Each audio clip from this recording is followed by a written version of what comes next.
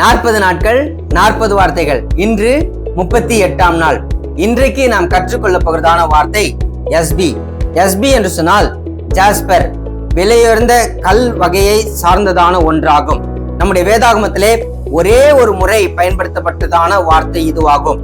யாத்திராகமும் 28ஆம் அதிகாரம் 20வது வசனம், 4ஆம் பத்தி படிகபட்சையும் கோமதேகமும் எஸ்பியுமாய் இருப்பதாக, இவைகள் அந்தந்த பத்தியில் பொன்னினாலே பதித்திருக்க வேண்டும்.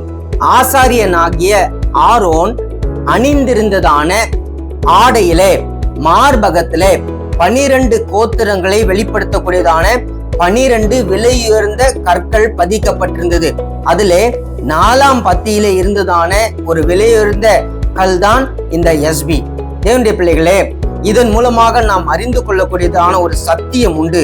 அது என்னவென்று சொன்னால், இந்த உலக பார்வையிலே நீங்களும் நானும் தாழ்த்தப்படலாம், ஒடுக்கப்படலாம்.